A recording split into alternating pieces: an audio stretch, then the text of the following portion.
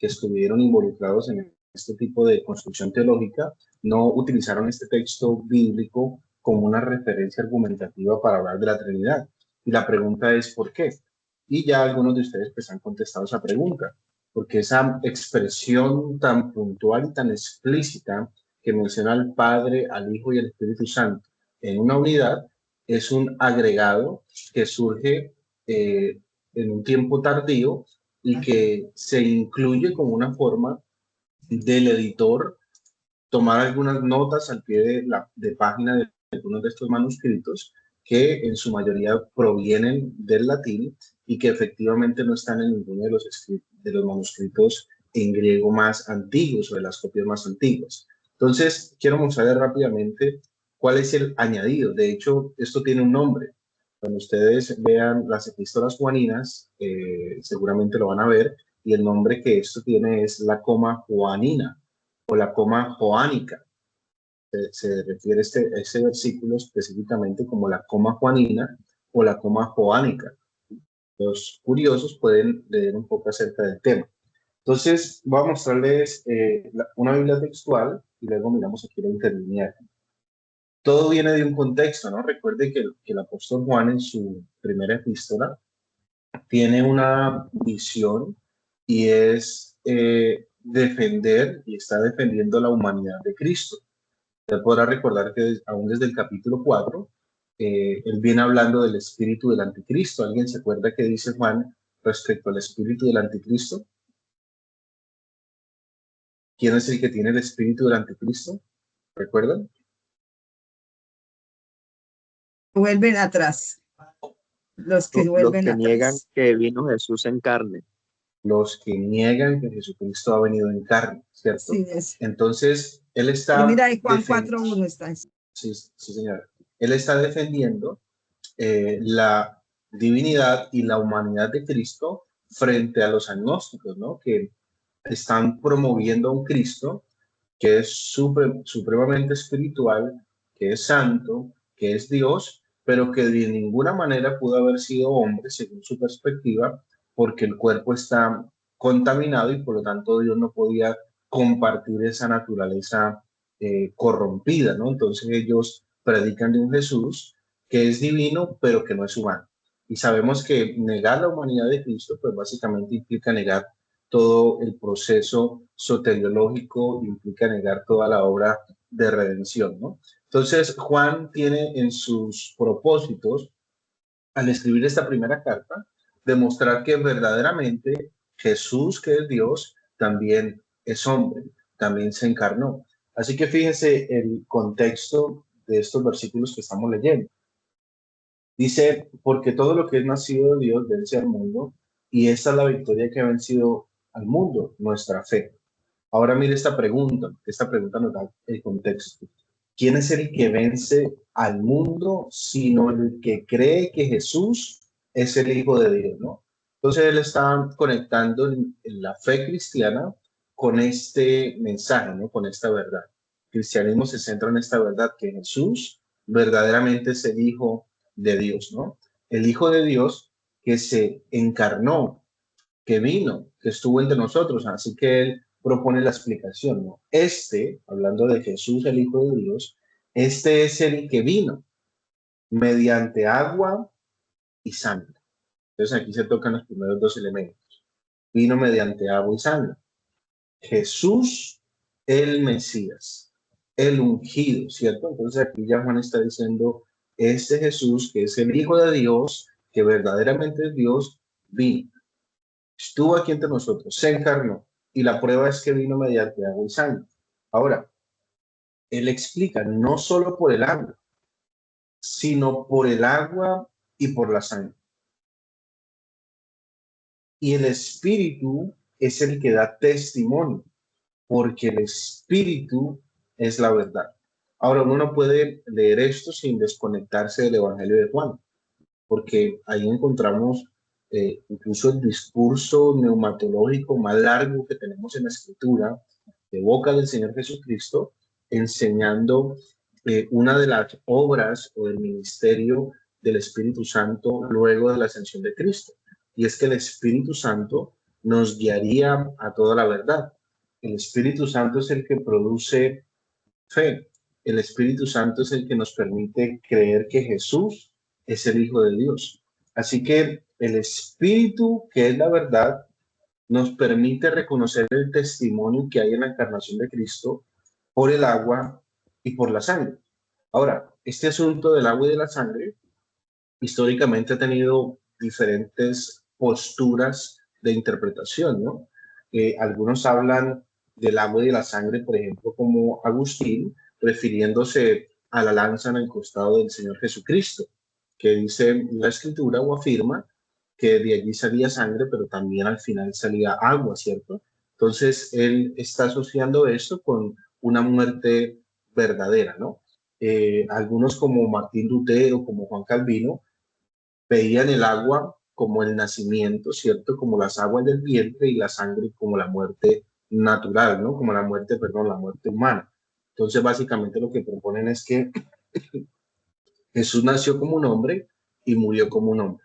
Pero esos dos significados tienen un problema con los siguientes versículos, que es lo que el apóstol Juan en el corazón del Espíritu realmente quiere dar a conocer. Y ahí es donde entramos al versículo 7. Fíjense que aquí es donde se encuentra la coma juanina, porque tres son los que dan testimonio. No sé si ahí están viendo mi pantalla. Tres son los que dan testimonio, y ahí concluye el versículo.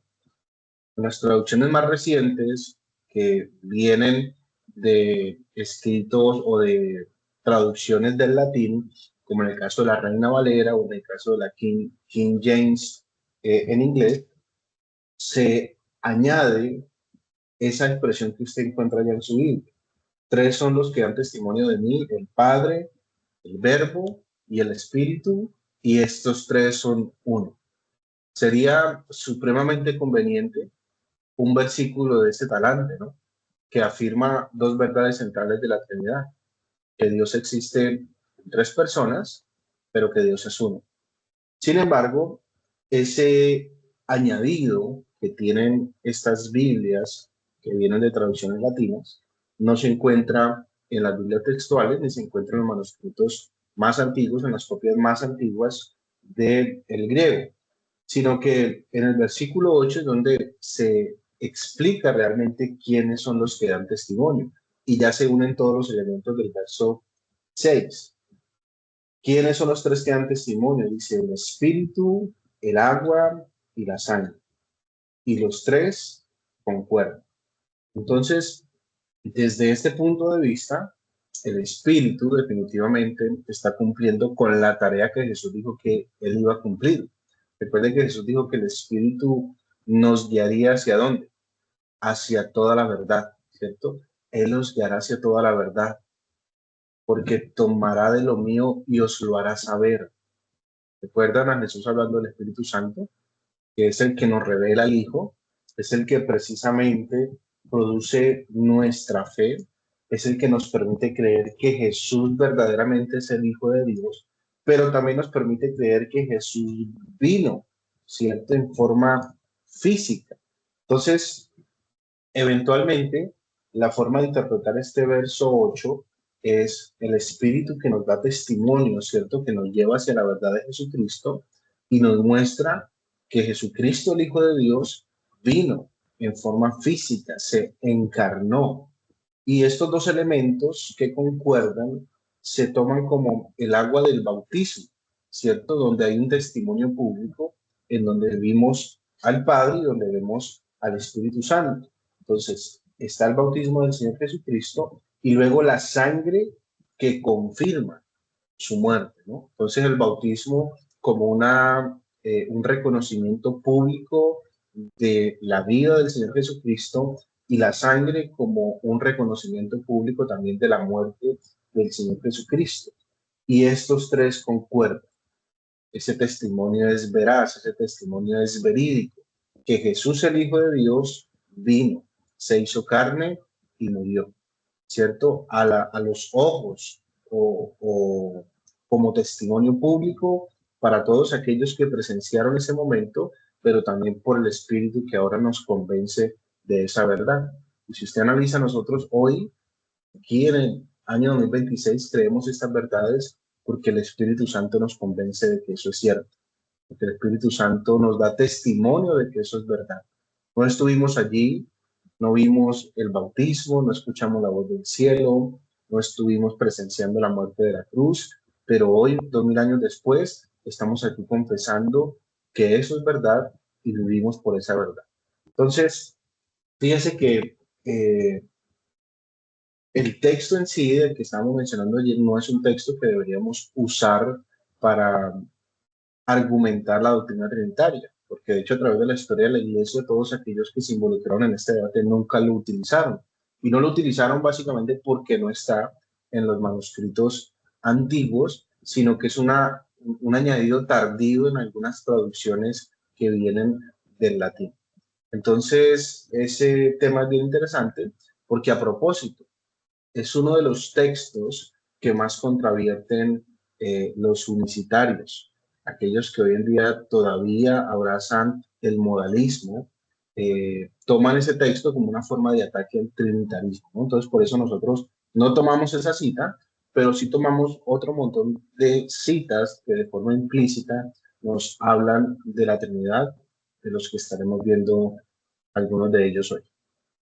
Nardo.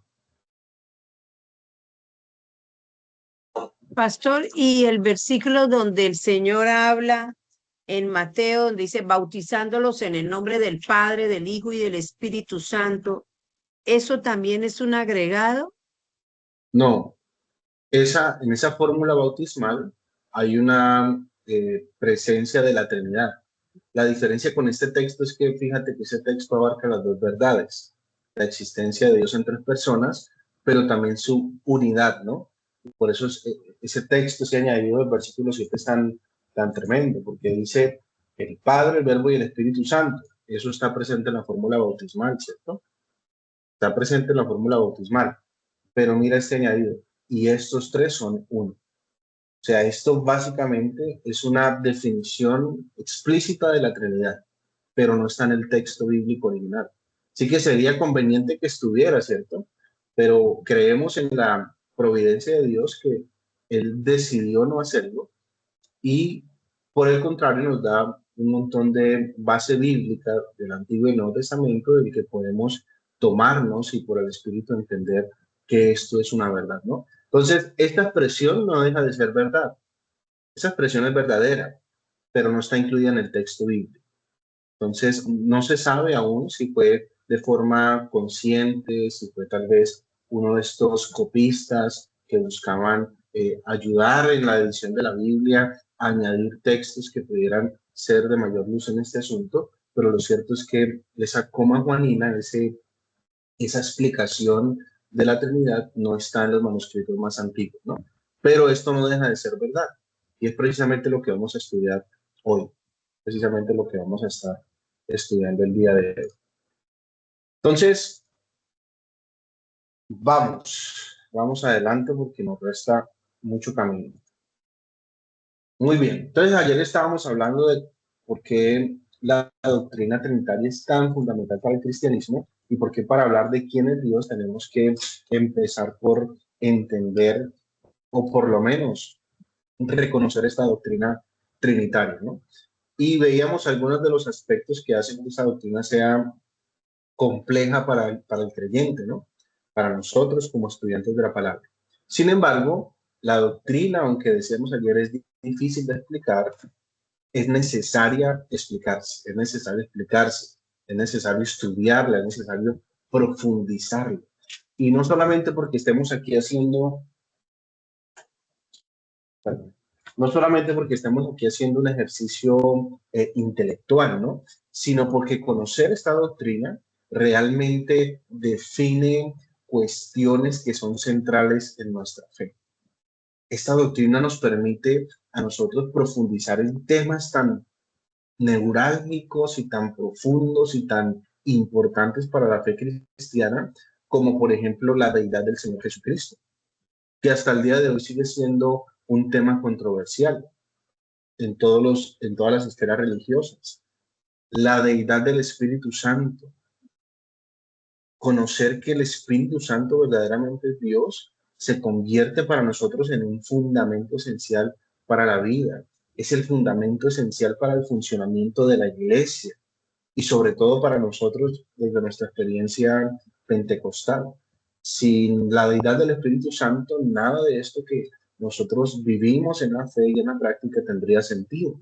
Entonces, fíjese que esta doctrina es demasiado relevante para la vida cristiana y por eso se considera una doctrina de primer orden.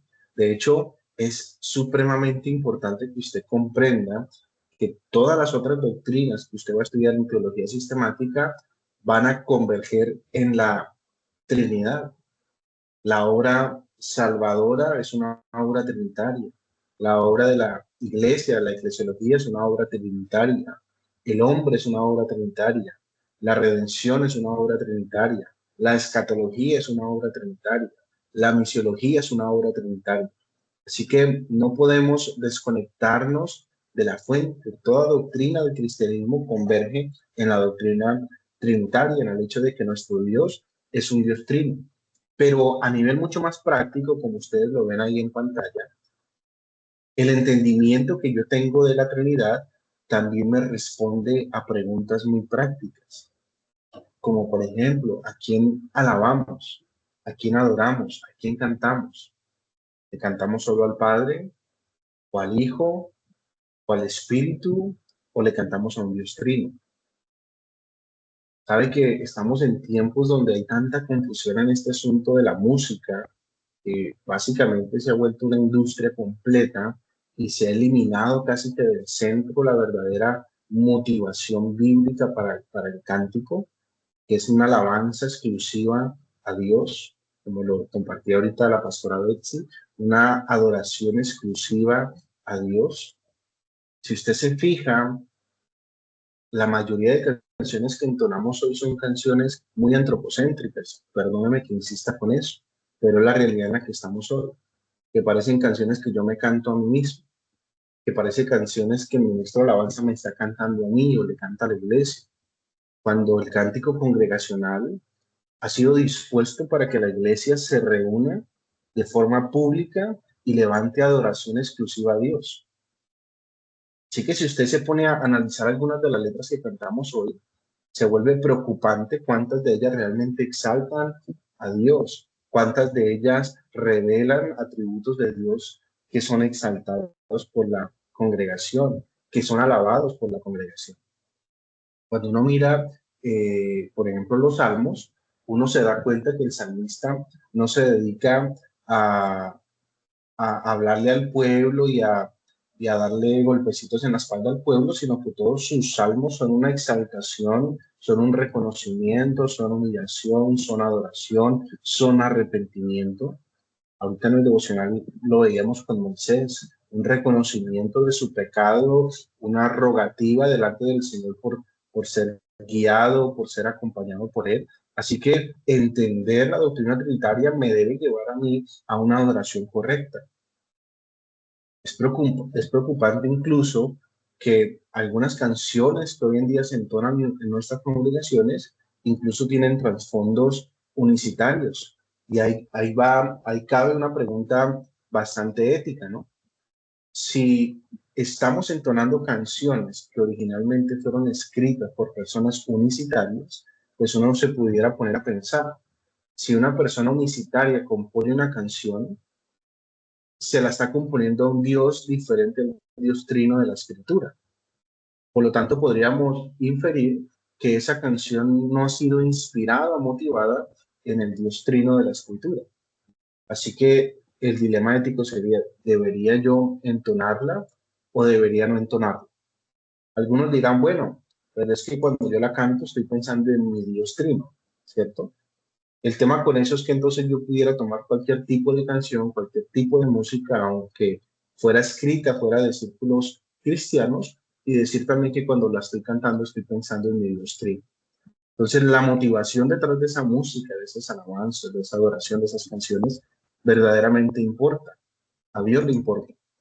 Y por eso incluso la música, los ministros de adoración, si hay alguno aquí, deberían ser los mejores teólogos de la congregación, porque están dirigiendo la congregación a una exaltación verdadera de quién es el Dios de la Biblia. Son los primeros en conocer verdaderamente quién es Dios, cuál es la voluntad de Dios, cuál es la adoración que Él desea recibir, que Él demanda de hecho recibir.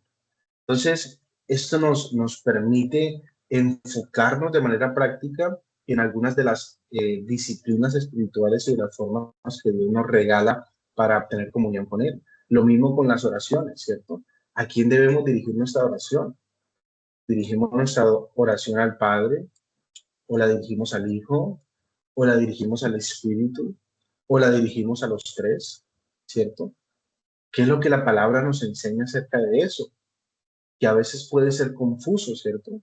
Entonces necesitamos primero entender claramente la doctrina para que luego eso afecte la forma práctica en la que adoramos, en la que oramos y también incluso la forma en la que entendemos la salvación.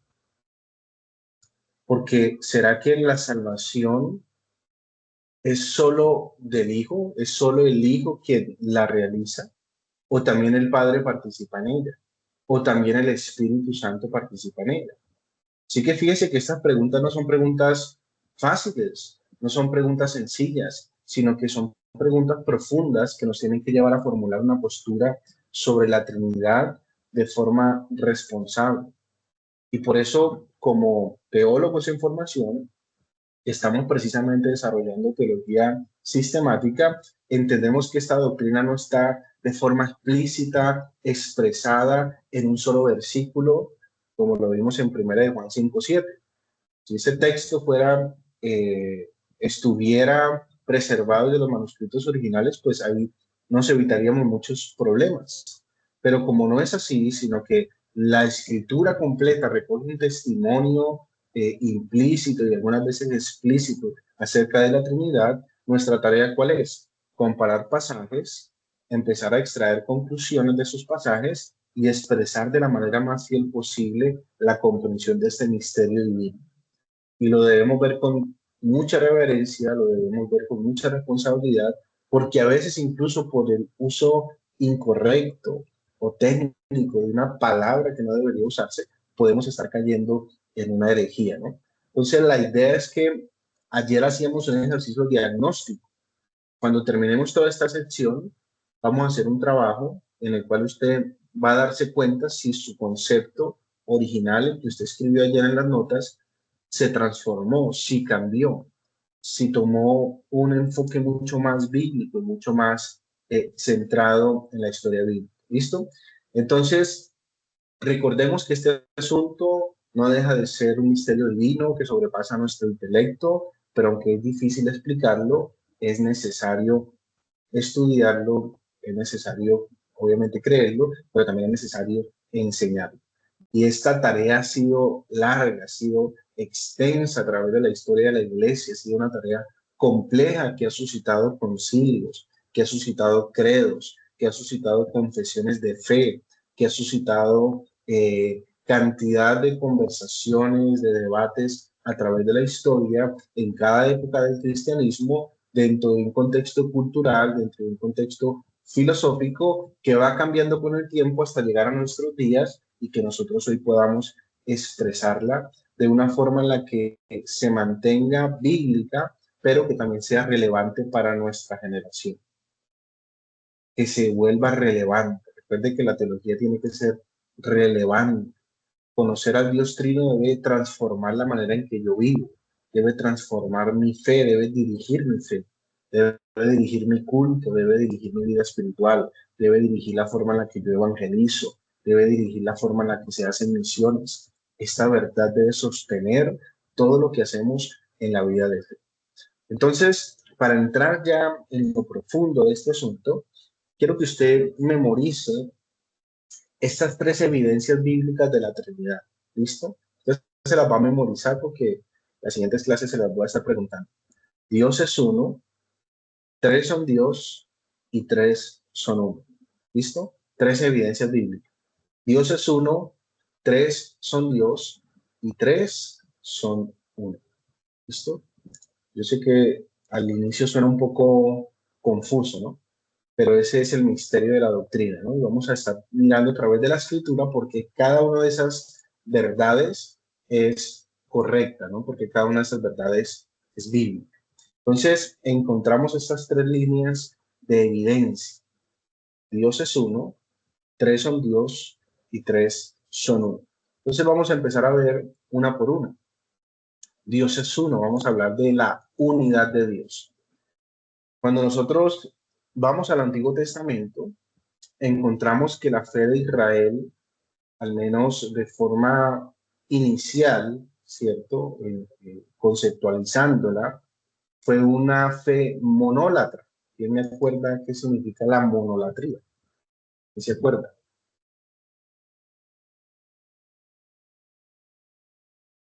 Monolatría.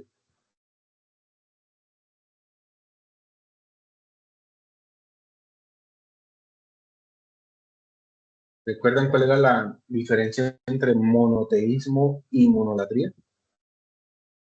Profe, una sola monotralía. ¿Perdón? Habla de una sola, adorar un solo Dios. Wilson. Creer que hay varios dioses, pero elegir solamente uno para adorarlo. No se niega la existencia de otros dioses, pero se le da exclusividad a uno en la adoración, ¿no? Diferente al politeísmo, que reconoce la existencia de varios dioses y la libertad de adorar a varios dioses, ¿no? Entonces, inicialmente, la fe de Israel era una fe monolátrica. Ellos no dejaban de negar que existían otros dioses, pero enfocaron su adoración en un solo Dios.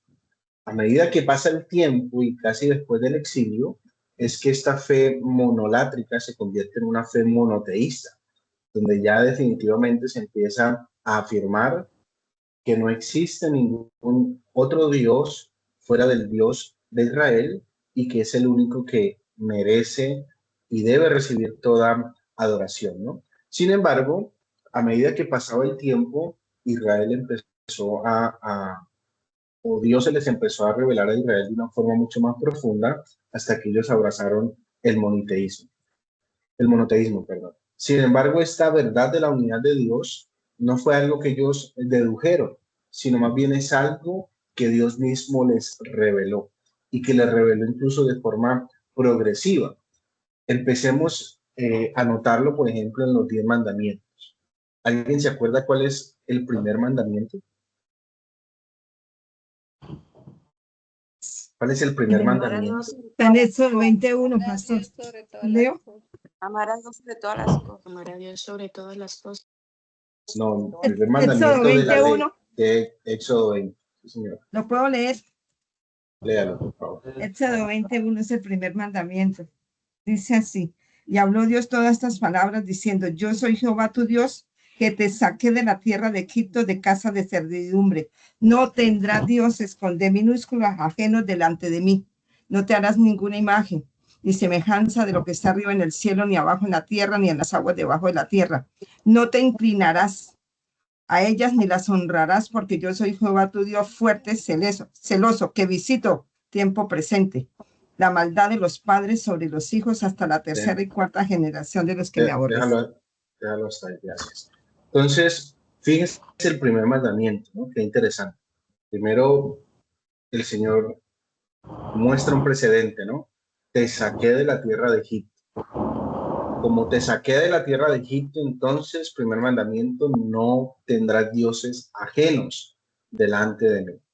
Esto implica que evidentemente en la conciencia de los hebreos, por el lugar de donde provenían, había una conciencia de múltiples dioses, una multiplicidad de dioses, a los que se adoraban, a los que se rendía culto, a los que se daban sacrificios.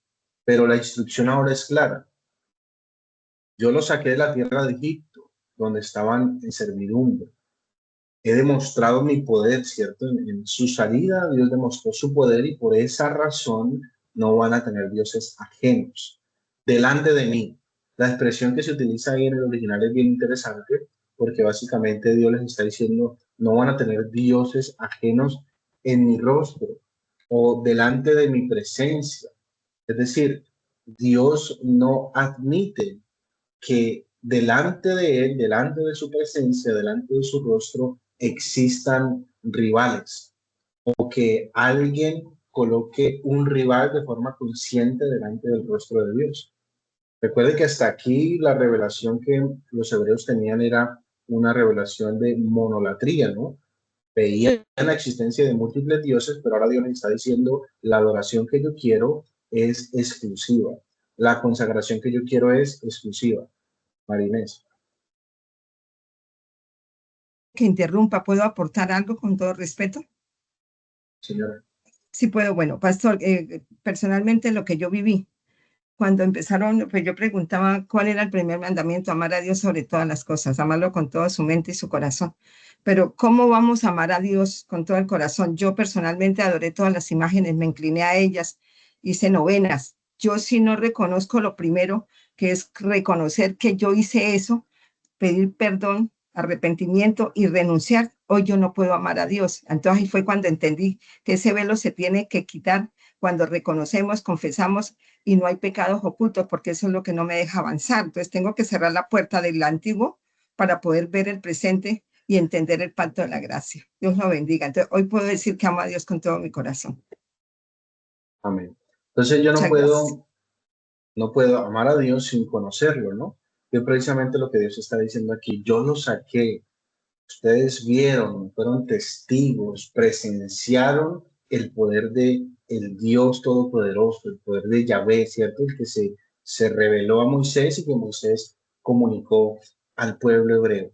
Entonces, como Él ha demostrado su poder, como Él ha demostrado sus obras, Él ha ejecutado con toda facilidad una liberación tan compleja en el contexto en el que estaba el pueblo hebreo, que mostró por mucho su poder, y así Él se revela entonces a estos hebreos como el único que merece ser adorado, como el único que merece todo tipo de alabanza, como el único que merece obediencia, como el único que merece devoción, como el único que merece alabanza, cánticos, el único que merece ser escuchado, ser clamado, ser buscado, ser seguido, ¿cierto? Entonces, ninguno de esos otros supuestos dioses que ellos habían visto allá en Egipto había demostrado ser real. Todos eran dioses muertos, que no obraban a favor de nadie, que simplemente se alimentaban, ¿cierto? Que demandaban de sus feligreses, pero que no daban nada. Ahora, el Dios de Israel se revela con poder, se revela con fuerza, se revela con autoridad, se revela con portentos, con milagros, con prodigios, con señales, y ahora este pueblo que ha testificado, que ha presenciado esto, debe buscarlo de forma única, de forma singular y de forma exclusiva. Debe obedecer y amar a Dios de forma exclusiva. Entonces, Dios está mostrándose como superior a cualquier tipo de conciencia que esta gente tuviera de otros dioses. Por eso Él continuamente está reafirmando que solamente Él es el Dios de Abraham, es el Dios de Isaac y es el Dios de Jacob. Y esa línea está presente en todo el Antiguo Testamento, ¿cierto? En toda la Biblia hebrea. No hay muchos dioses, solo hay un Dios verdadero. El Dios de Abraham, el Dios de Isaac y el Dios de Jacob. Pero esta expresión o esta verdad más bien se evidencia con toda claridad en el Shema. Deuteronomio 6:4. Deuteronomio 6:4. Oye Israel, el Señor nuestro Dios, el Señor uno es. Y es interesante todo el ejercicio que tenemos ahí. Si alguien lo puede leer, por favor.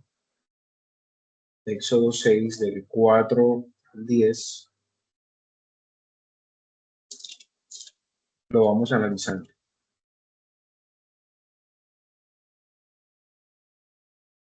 Disculpe, pastor, es Deuteronomio 6. Éxodo, no, de Deuteronomio, sí que. Gracias, pastor. ¿Alguien lo tiene? Yo lo tengo, pastor. Desde Hasta el 1 en 9, adelante hasta el 9. desde el 4 hasta el 9, no, desde el 4 desde el hasta el 9. 4. Oye Israel, Jehová nuestro Dios, Jehová uno es, y amarás a Jehová tu Dios de todo corazón y de toda tu alma y con todas tus fuerzas.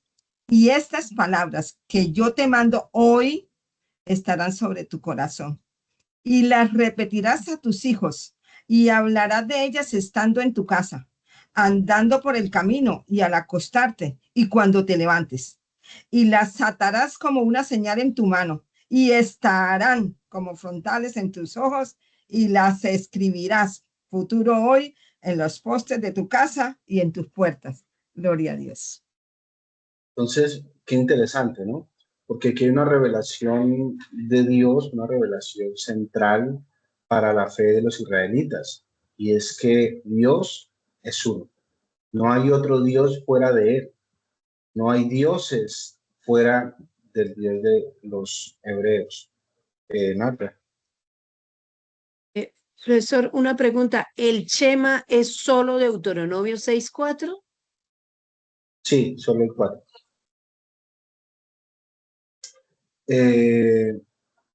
Entonces, no hay otro Dios fuera del Dios verdadero, ¿no? Así que Él se revela de esta forma a Israel y les dice, Dios es uno, es singular, es único y no hay nadie fuera de Él ni nadie como Él.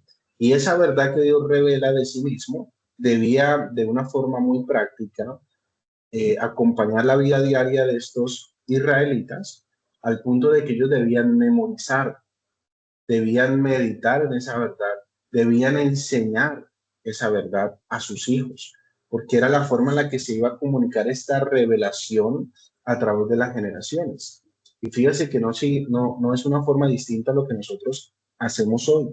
Siempre digo que la forma más segura de nosotros comunicar el evangelio a las siguientes generaciones desde nuestras casas, a nuestros hijos, ¿cierto? Una siguiente generación de creyentes que fue discipulada en nuestras casas. Eso lo entendía el pueblo de Israel al punto de que esta práctica se volvió institucional, ¿cierto? Cada uno debía velar porque el conocimiento de su descendencia girara en torno a estas palabras, a que el Señor uno es. Así que las palabras deben estar sobre el corazón, porque fíjese que el mensaje del Evangelio no es un mensaje nuevo, es un mensaje que se había anunciado desde la antigüedad. Y recuerde que esto es algo muy similar a lo que el apóstol Pablo menciona en Romanos 10, 9 y 10, ¿cierto? Que seguramente usted se lo sabe de memoria, desde el 8, porque esta es la palabra de fe que predicamos, que si confesares con tu boca que Jesús es el Señor y creyeres en tu corazón que Dios le levantó de los muertos, serás salvo, porque con el corazón se cree para justicia, pero con la boca se confiesa para salvación. Fíjese que esos dos elementos están presentes aquí en el Shema, el corazón y la boca, el corazón y la boca. Pero ¿en dónde nace lo que se proclama por la boca? ¿De dónde nace? Del corazón, ¿cierto? Nace del corazón. Por eso lo primero que hay que hacer es meditar esas verdades en el corazón. Y luego de que estén en mi corazón, ahora yo las repito a mis hijos, ¿cierto? Hago mi confesión pública, hago mi proclamación de la verdad, pero nace en el corazón. Así que fíjese que el mensaje del Evangelio está implícito aquí en este Shema y no podemos desvincularlo, porque es lo que el Señor sigue demandando de nosotros, creer en el corazón para confesar con la boca. Y eso nos hace salvos, creer en el corazón que Jesús vino, ¿cierto? Y fue levantado de los muertos por el poder de Dios. Entonces, los israelitas tenían que memorizar, tenían que meditar, tenían que enseñar estas palabras que debían estar en su corazón y que deberían repetirlas en la casa y en el camino. Debería ser el tema de conversación habitual de una familia que ha conocido al Dios verdadero. Y aparte de eso, tenían que reforzar ese mensaje con señales visuales, con señales que les permitieran recordarse en cada instante quién fue el que los rescató y a quién es el que les pertenece, ¿cierto? Señales visuales que les recordaban su identidad. Tenían que atarlas en su mano, colocarlas como señales entre sus ojos, escribirlas en los postes de su casa, porque todo ese ejercicio pedagógico reforzaba una verdad esencial que Dios les había revelado, que Yahvé, el Dios de la Biblia, el Dios de Israel, es incomparable, es único, es indivisible y no hay nadie como Él ni fuera de Él. Así que a partir de esa gran verdad, de esa gran revelación que Dios le da a, a Israel, nace el segundo gran mandamiento, que ya lo mencionábamos ahorita en el versículo 5. Después de ese conocimiento consciente de la existencia del Dios verdadero, eso me debe llevar entonces al siguiente mandamiento. Amarás a Jehová tu Dios, nuevamente, ¿cómo? De todo tu corazón. Inicia nuevamente en el corazón. De todo tu corazón, toda tu alma y con todas tus fuerzas. Seguimos ahí en Deuteronomio 6:5. Entonces, como Dios es uno, también el amor y la lealtad que Él espera del pueblo que rescató debería ser uno, debería ser íntegro, debería ser completo, debería ser exclusivo, no debería ser dividido. No es un poquito de amor para aquí y un poquito de amor para allá, no. Es un amor completo, es un amor íntegro, es un amor exclusivo. Así que Deuteronomio 6 incluso hace una reiteración de los mandamientos que encontramos en Éxodo 20. Los hace de forma positiva, pero también los hace de forma negativa. Y esto es bien interesante. Vamos a leer ahí mismo en el capítulo 6, el versículo 13. Aquí van los mandamientos de forma positiva, ¿no? Al Señor tu Dios, a Jehová tu Dios, temerás, y a Él solo servirás, y por su nombre jurarás. Mandamientos en forma positiva, ¿no? Lo que tienen que hacer. Solamente temer a Dios, solamente servir a Dios y jurar por su nombre. Pero también tenemos mandamientos expresados en forma negativa. Siga leyendo el siguiente versículo. Vaya numerándolos. Dice, no andaréis en pos de dioses ajenos.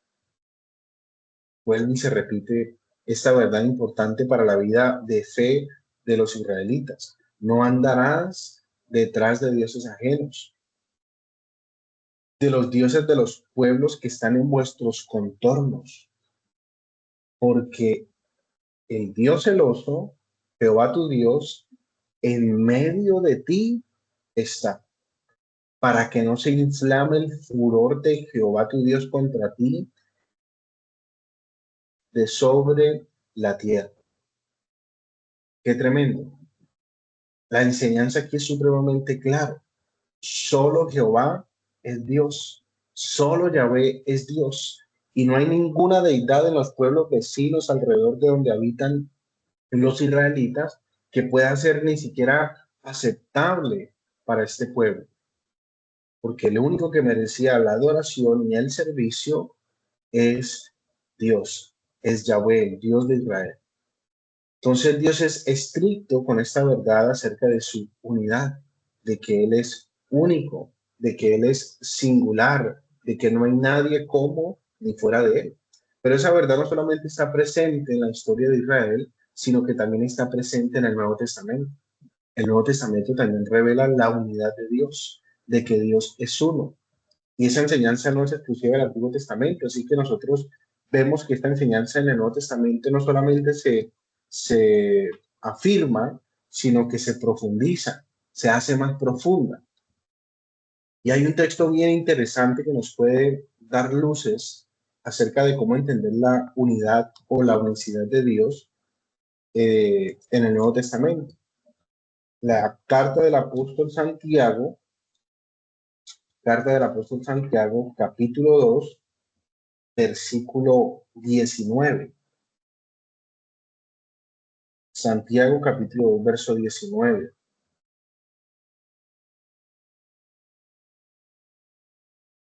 ¿Alguien lo ¿Lo tiene? puedo ¿Lo puede leer? leer? Allá. Por favor. Sí. 2:19 dice así. ¿Tú crees que Dios es uno? Bien haces. También los demonios creen y tiemblan. ¿Sigo? No, está ahí. Interesante, ¿no?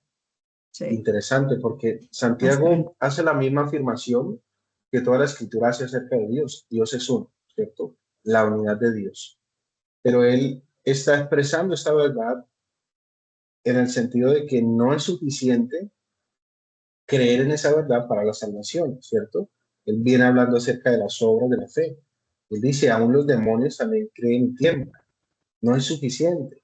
Pero la afirmación sigue siendo una verdad central. Solo hay un Dios verdadero. Solo hay un Dios verdadero. Para los israelitas, antes del exilio, era claro que todas las naciones a su alrededor tenían muchos dioses. Y aunque esos dioses eran falsos, ellos no dejaban de negar su existencia, ¿no? Pero ya en el Nuevo Testamento, esta verdad central de que Dios es uno, de que Él es único, de que Él es singular, se vuelve mucho más vivo en un sentido muy práctico cuando el apóstol Pablo, por ejemplo, hablándole a los corintios, estamos buscando ahí Primera de Corintios, creo que es el capítulo,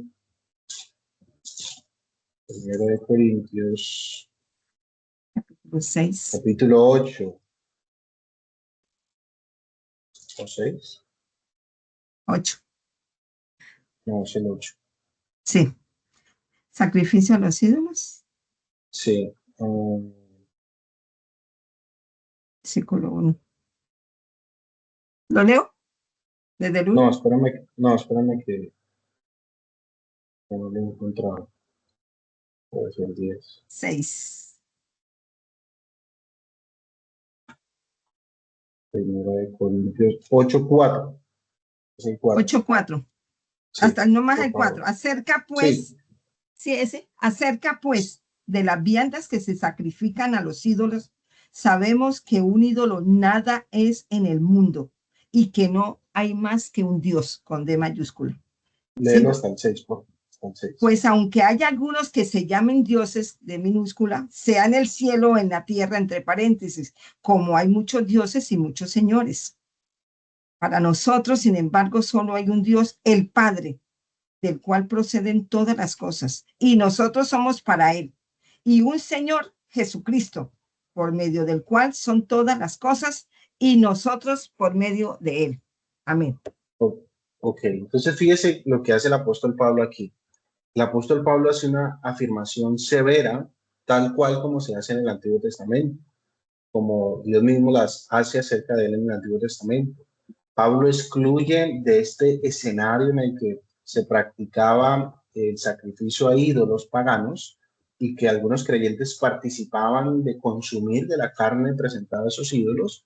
Él dice, hablando de la conciencia, que algunos creyentes con toda libertad podían comer de esa carne porque ellos entendían que un ídolo nada es y que solo hay un Dios.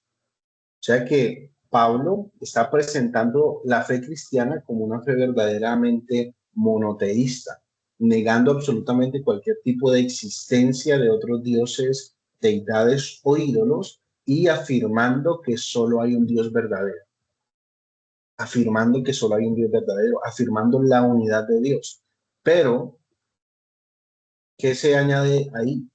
Dentro de esa deidad única, se añade el Señor Jesucristo. ¿Cierto? Él dice, y un solo Señor. Él introduce al Señor Jesucristo dentro de esa confesión monoteísta. Mientras él dice que Dios es uno y que solo hay un Dios verdadero, él introduce al Señor Jesucristo como parte de esa declaración. No está colocando a Jesucristo como alguien inferior o al margen de Dios, sino que lo menciona dentro de esta verdad divina y dentro de esta verdad central de la Escritura de que Dios es uno. Jerry, Serafín. Sí, profe, es que me llamó la atención ahorita que usted nombró la palabra Dios es único. Recordé este gran error de la doctrina de la unicidad. Ellos refutan hacia nosotros de que, bueno, tomando este texto que está aquí en Deuteronomio 6:4, ¿no? Ellos dicen que, o sea, nos muestran ese texto para probarnos que Dios es uno. Tan solo porque el versículo está diciendo, oye Israel, el Señor, nuestro Dios, el Señor uno es. Entonces hay un error tremendo porque bueno, por lo que se dice, ¿no? Un texto fuera de contexto es un pretexto. Por eso lo menciona Santiago, ¿no? Es decir, nosotros debemos creer esta verdad porque hace parte de la enseñanza trinitaria, el hecho que Dios es uno, ¿cierto? Porque nosotros no creemos en un politeísmo ni en un triteísmo, sino que creemos en un único Dios verdadero. De hecho, nuestra doctrina en la Asamblea de Dios se titula así, el único Dios verdadero, ¿cierto? Creemos que Dios es uno. Y por eso es la primera verdad que estamos aquí analizando, ¿no? Dios es uno. Pero como lo decía Santiago, crees que Dios es uno, bien haces.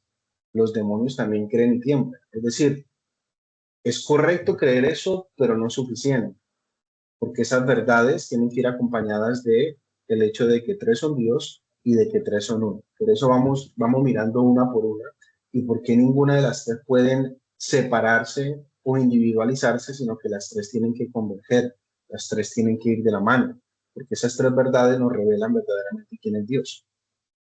¿Sí? Entonces, bueno, estamos con Pablo, ¿no? Entonces Pablo está declarando que Dios es uno, ¿cierto? Que solo hay un Dios verdadero y ahora está expresando o está colocando en escena el nombre del Señor Jesucristo como participante de esa verdad profunda, ¿no? De que Dios solo hay uno. De hecho, también se lo escribe a Timoteo, primera de Timoteo, capítulo 2, versículo del 5 al 6. Primera de Timoteo 2, versículo del 5 al 6.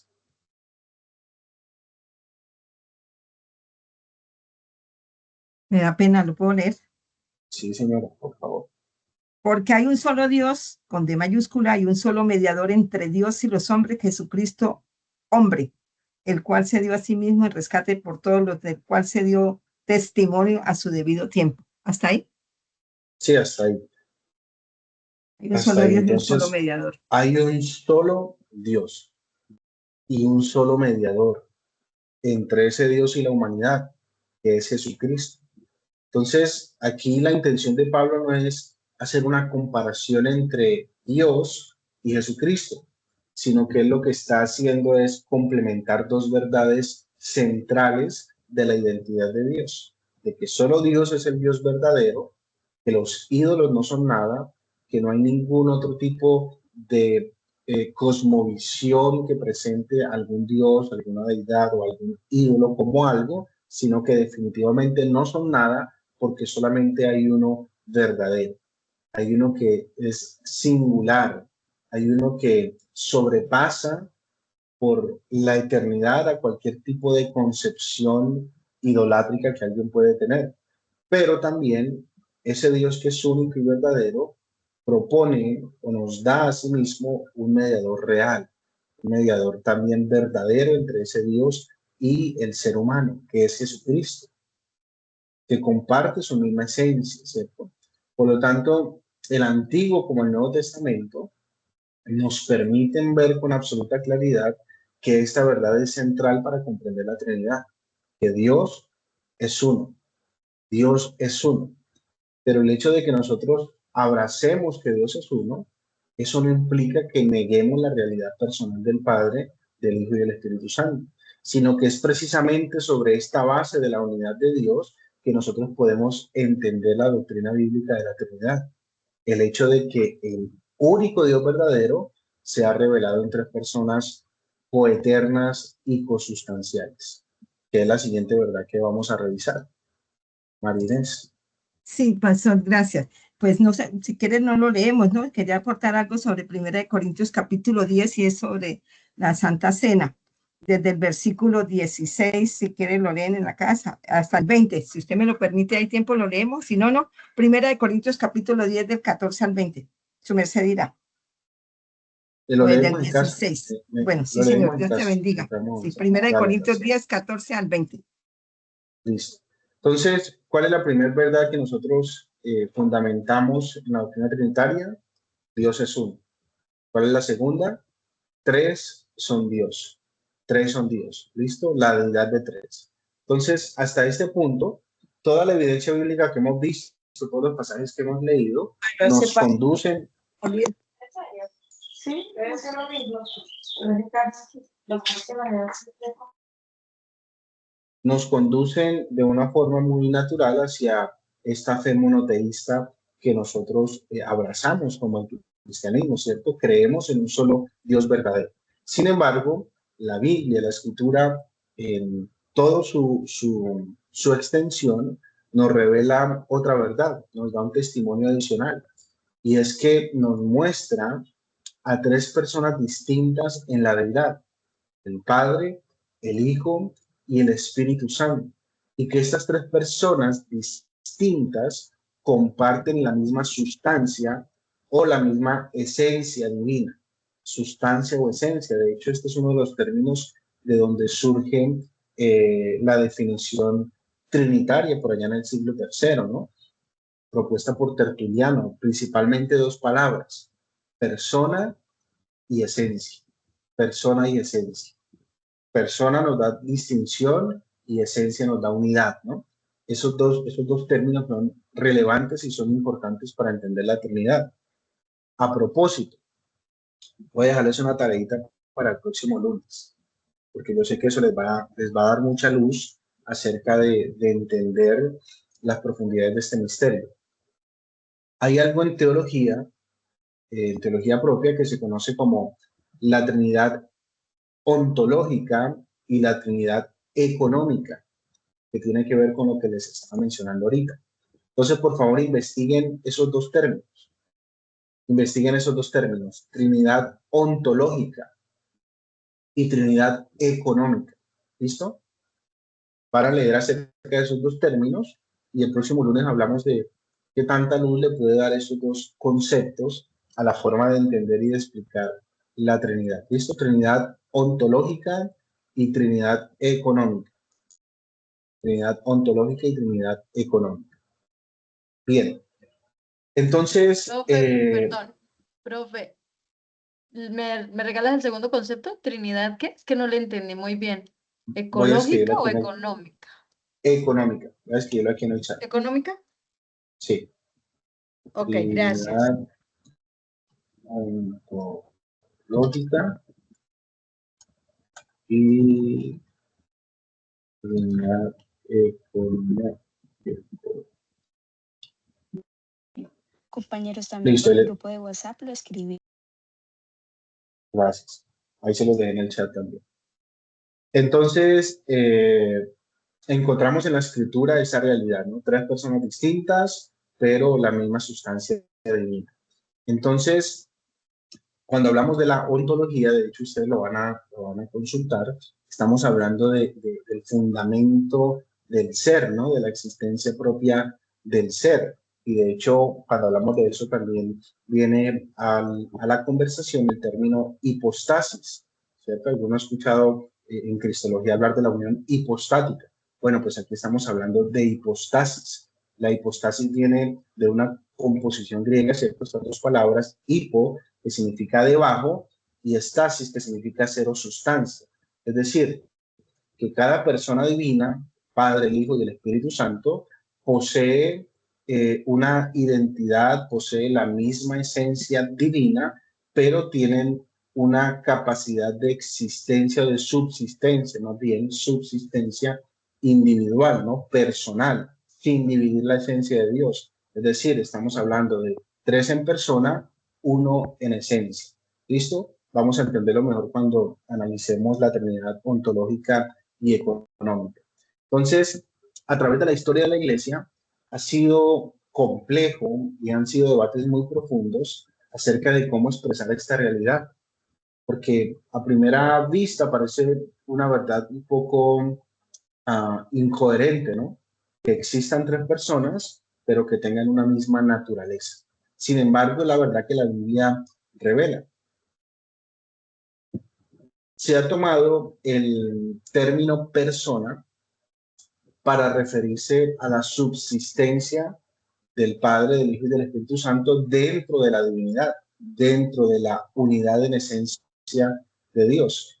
Algunos piensan que esta palabra persona se puede malinterpretar, ya que se puede entender en un lenguaje muy humano, en un lenguaje muy ligado a la experiencia del ser humano. y que en algún punto, incluso más adelante vamos a hablar de estas herejías, se puede llegar a pensar en tres dioses diferentes o en tres semidioses diferentes, que eso se conoce como triteísmo, ¿no?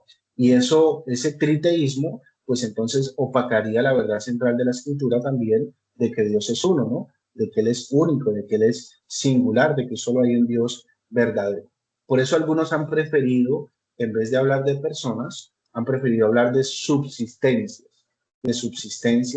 para referirse a la manera en la que cada persona dentro de la Trinidad existe sin dividir la divinidad y compartiendo la misma esencia. ¿Listo? Entonces, quiero que finalicemos este punto analizando un pasaje bien tremendo acerca de cómo la Escritura nos muestra este tema de la divinidad, ¿no? Y cómo podemos hacer esta distinción de personas, sobre todo en la vida del Señor Jesucristo, ¿no? Cómo el Señor Jesucristo nos revela completamente al Padre, pero también se refiere al Padre como Dios. Se refiere al Padre como Dios. Se encuentra, por ejemplo, en Mateo 6, en este discurso del Señor Jesucristo, hablando acerca de no afanarse por el alimento, por el vestido, y mirando las aves del cielo, la flor del campo. Él dice, vuestro Padre Celestial las alimenta. Vuestro Padre Celestial, ¿no? Entonces está hablando de un Padre. Pero más adelante, en el versículo 30, allí en Mateo, él se refiere a aquel que alimenta y a aquel que viste como Dios. Versículo 30 dice, Dios viste la hierba del campo. Entonces, Padre alimenta, Dios viste. Entonces, lo que nosotros podemos ver aquí es que para el Señor Jesucristo, la palabra o el término Dios y Padre Celestial son términos equivalentes. Es decir, referirse al Padre es referirse a Dios, y referencia a Dios es referirse al Padre. Y es lo que el Señor Jesucristo está expresando. También en otras ocasiones Jesús se refiere a Dios pensando directamente en el Padre, como en Mateo 19, 23 al 26. Mateo 19, 23 al 26. Entonces Jesús dijo a sus discípulos, de cierto os digo que difícilmente entrará un rico en el reino de los cielos. Otra vez os digo que es más fácil pasar un camello por el ojo de una aguja que entrar un rico en el reino de Dios. Sus discípulos, oyendo esto, se asombraron en gran manera, diciendo, ¿quién pues podrá ser salvo? Y mirándolos, Jesús les dijo, para los hombres esto es imposible, mas para Dios todo es posible. Entonces Jesús está en su discurso, en su predicación, mostrando directamente a Dios como el Padre, ¿cierto? Por tanto, la deidad del Padre está claramente asumida, ¿cierto? La asume los judíos, la asume Jesús, la asumimos los cristianos, y de hecho la deidad del Padre es poco debatida, ¿cierto? Usted no ha escuchado controversias donde se esté buscando una base bíblica para determinar si el Padre verdaderamente es Dios, porque Jesús precisamente utiliza estos términos intercambiables, Dios o Padre, y Él muestra que significan lo mismo. Entonces, esta no es una verdad discutida. Pero cuando hablamos de la deidad del Hijo, nos encontramos que aquí ya sí nos metemos en aguas más densas, ¿cierto? Donde a través de la historia se ha debatido, se ha controvertido acerca del estatus divino de Jesús, acerca de cómo podemos ver a Jesús siendo verdaderamente Dios. Mientras tanto, las Escrituras nos presentan abundante prueba y abundante contenido acerca de que Jesucristo verdaderamente es Dios. Y quiero cerrar ya con este texto bíblico que están viendo ahí en pantalla. Estoy hablando de Filipenses capítulo 2, del 5 al 11.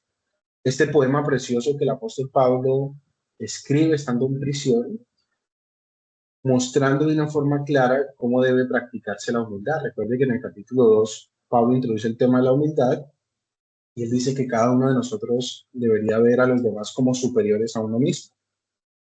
Y para entender en formas prácticas el concepto verdadero de humildad, él introduce al Señor Jesucristo y dice, haya pues en vosotros este mismo sentir, ¿cierto?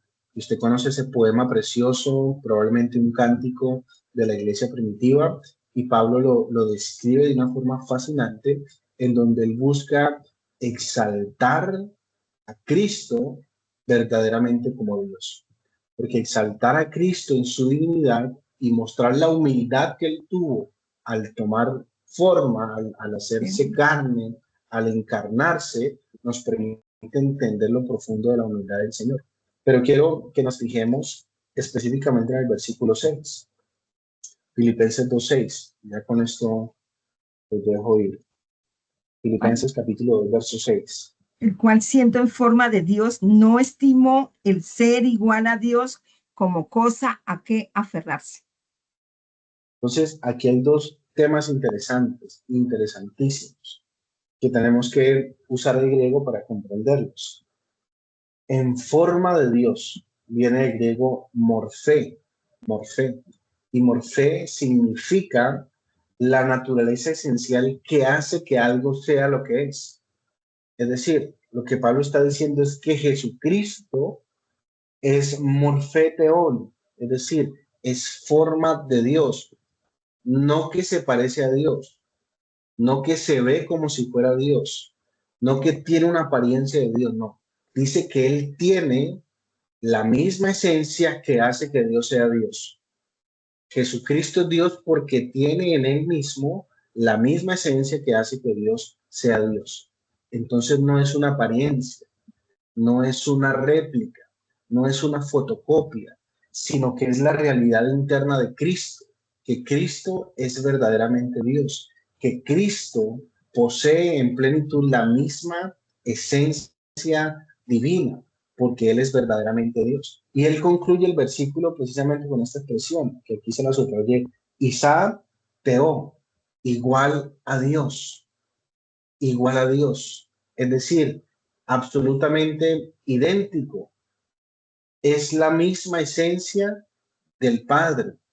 Contiene, comparte la misma esencia de forma perfecta. No es simplemente que se parece, que se ve como, no es simplemente una copia, es que en Cristo habita toda la deidad. Tiene lo mismo que hace que Dios sea Dios. Comparte la misma naturaleza y la misma esencia. Wilson. Sí, el problema de no tener claro de pronto los conceptos, de no entenderlos, pero es que muchas personas caen en el modalismo, ¿no? Y entonces viene una confusión ahí para muchas personas, ¿no? Y es que entender el concepto claro para poder transmitirlo a aquellas personas que hasta ahí están empezando. Lamentablemente muchas personas empiezan un discipulado, pero no tienen ni idea del concepto claro y pueden caer en el modalismo también. Debe ser un aporte para esto.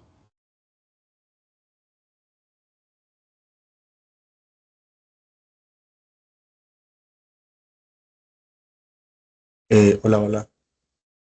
Apagar los audífonos. ¿De quién está hablando? No escucho. Ya. Muy bien. Qué pena. Sí, Wilson, totalmente. Hasta ahora no hemos terminado la segunda verdad. Seguimos, Dios es uno, tres son Dios. Hablamos de la deidad del Padre, la deidad del Hijo. Queda pendiente hablar de la deidad del Espíritu Santo. Y luego vamos a hablar de tres son uno, ¿cierto? De cómo esos tres comparten la misma esencia. Entonces, ya saben, Trinidad ontológica, Trinidad económica, sé que eso les va a ayudar muchísimo para entender gran parte de este misterio, no tanto, y no solo para entenderlo, sino también para poderlo explicar. Entonces, bueno, mis amados, espero que salgan con más preguntas que respuestas. Dios es bueno y su espíritu nos lleva hacia toda la verdad. Un abrazo gigante, nos vemos la próxima semana. Que Dios les Gracias, bendiga. Pastor, Maestro, Dios te Hasta luego, bendiga. buen día. Amén, hasta luego. Bendiciones. Gracias, Pastor. Dios me lo bendiga. Dios les bendiga. Gracias, Pastor. Bendiciones. Bendiciones, buen día. Una semana.